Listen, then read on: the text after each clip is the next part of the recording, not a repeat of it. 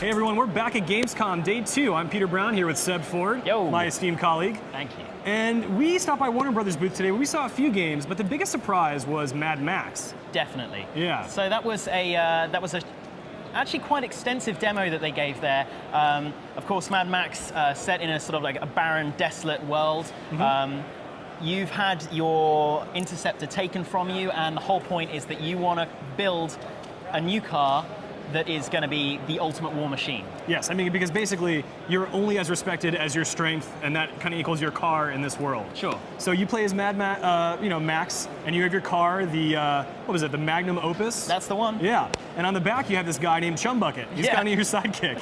And kind of like an Igor character. Exactly. But a crazy smart mechanic that does all of your upgrades, but he's also pretty hunched and quite fun and like gives you some company in this like ridiculously barren space. Yeah, but he also mans a harpoon that you can use to like tear down towers. Because you can go in guns blazing, right? But in the post-apocalyptic world, things like bullets, gasoline, that's all really precious, and you kind of fight for those things. Yeah. So you don't always want to go in guns blazing. You want to use anything you can to your advantage to save resources while also completing your objectives. Sure. And in this example, we were stealing a car, right? Yeah. So we were stealing a car that had some crazy good engine, not for ourselves, but actually for a leader from a local sort of, it's stronghold. like a stronghold, yeah. right? Yeah. Yeah, and who you do favors for, and they will do favors in return. And in this case, we stole this car to give him this incredible engine out of this that he wanted for scrap.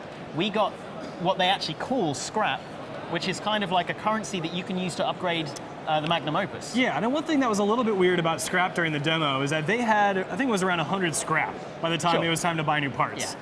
And these new parts only cost a few scrap at a time. Yeah. But it was kind of hard to tell if they had enough scrap beforehand or not.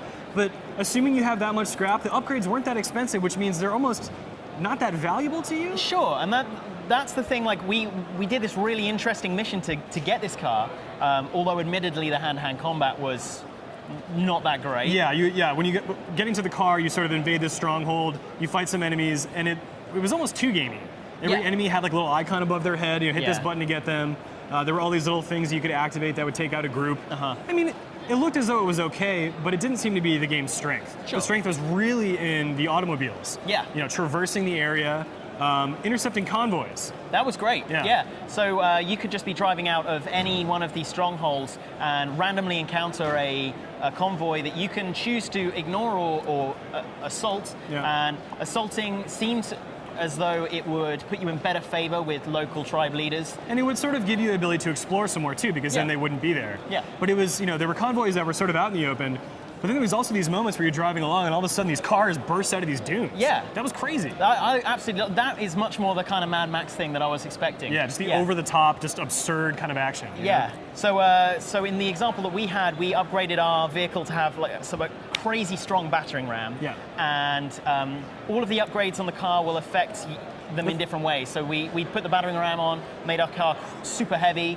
so we had to then upgrade the engine with a supercharger. Yes. And they were pitching it that you can choose to either make like a really perfectly handled vehicle that you could whiz around this desert in, or you could just make a monster that would just smash anything in its way. Yeah. And it wasn't just weight too, and you could add paint that sort of had a fire retardant element. A lot of enemies, I'll get to this in a second. A lot of enemies had fuel tanks on the back that you could fire to explode their car, and you might take some damage, but with this paint you wouldn't.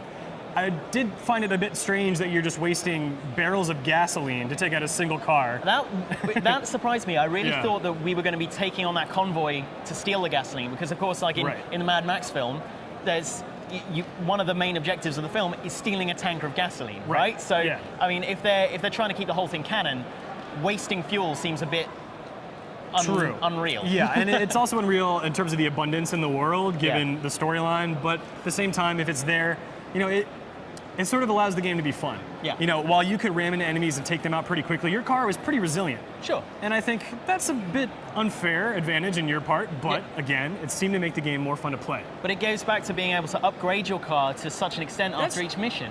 That's right in part, but I also think that it was happening a bit before we upgraded our car. Yeah. But maybe that's just me. Maybe we were playing really well. Who knows? Anyway, that's our impressions on Mad Max from Gamescom. Stay tuned to GameSpot.com. Follow us on Twitter and YouTube for more updates from Cologne, Germany as the show continues.